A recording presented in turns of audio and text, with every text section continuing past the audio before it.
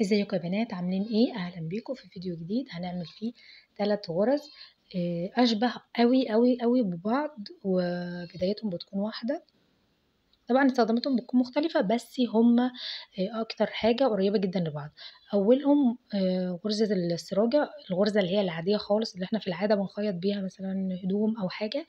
هي سهله جدا جدا، يعني مش بتاخد اي وقت او مجهود.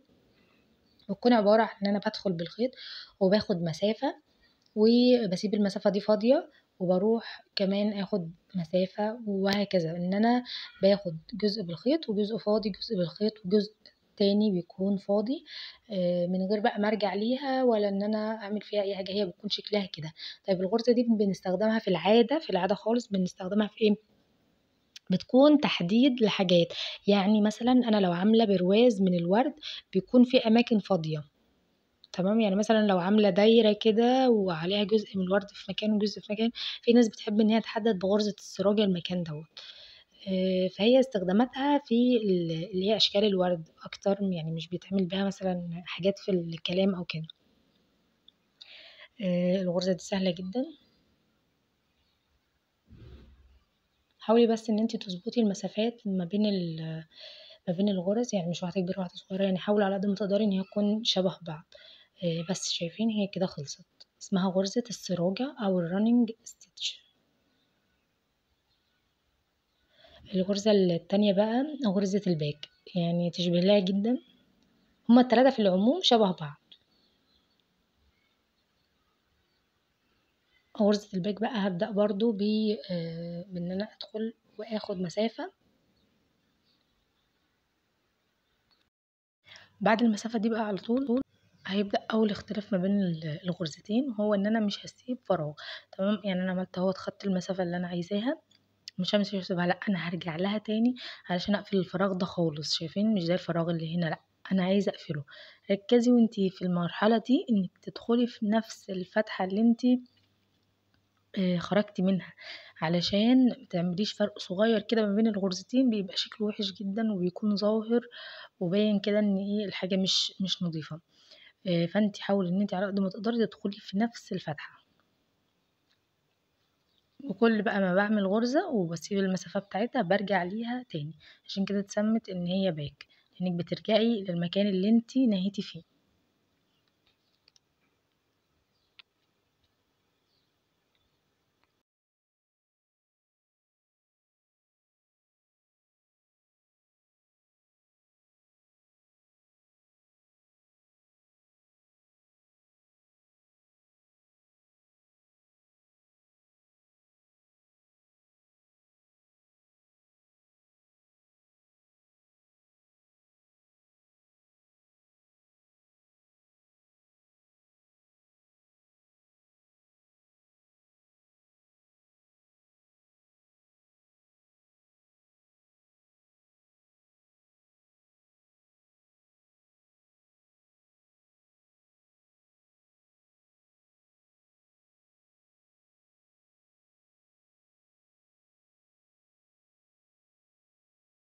ده بيكون شكلها بتبقى عبارة عن خط واحد مستقيم، وفي بس غرز صغيرة كده أو نغزات.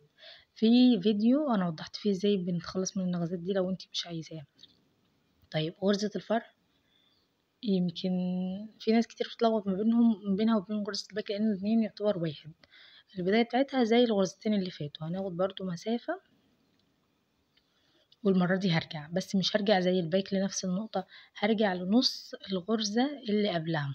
تمام، يعني هما التلاتة هو نفس البداية، بس هنا بقى ايه، مش هرجع هنا في المنطقة دي، لا انا هرجع لورا لنص الغرزة، يعني هحدد مثلا النص كده. انا بدخل بقى في المنطقة دي، يعني بوسع الخيط، بدخله كده شوية وبدخل تحته، بحيث ان هي تعمل لي حركة كده لفة، يعني تحسي ان الخيط لافف على بعضه مش ماشي ستريت زي الباك. فانا كل ما هعمل غرزة هرجع ليه نصها تقريبا. شايفين؟ انا بس بوسع عشان اشوف الخط المستقيم اللي انا ماشية عليه، وبدخل فيها واطلع. بس في النهاية بقى بتلاقي ان الغرزة فيها دوران كده، مش ماشية ستريت.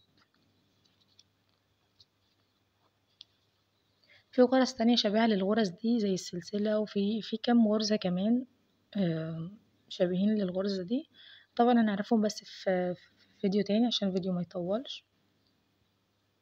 دي من اشهر الغرز اللي المفروض تعرفيها ومن اولها واسهلها يعتبر، بس الفروقات اللي ما بينهم بتكون يعني ايه بسيطة شوية.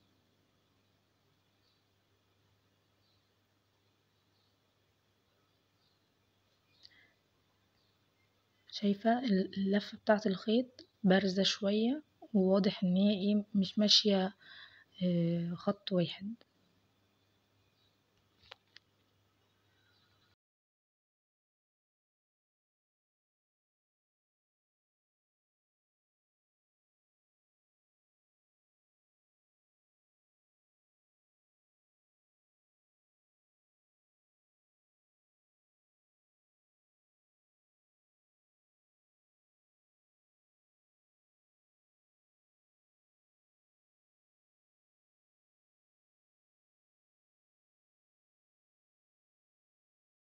شايفين ما شاء الله ده شكلها. طبعا غرزة الفرع بنعملها في الحاجات بتاعة الشجر، وفي العموم يعني بتستخدم في كذا حاجة، يعني مش شرط. احنا قبل كده عملنا بها فيديو كنا بنحشي بيها الأسماء، وكانت ما شاء الله جميلة جدا.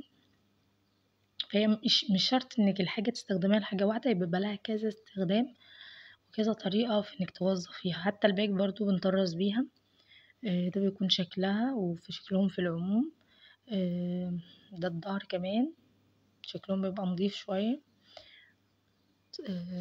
كده نهاية الفيديو، وإن شاء الله الفيديو اللي جاي هنعرف كمان غرز أكتر من كده. لو الفيديو عجبكم ما تنسوش تدعموه وسيبولي في الكومنتات الغرز اللي انتوا مستصعبينها شوية.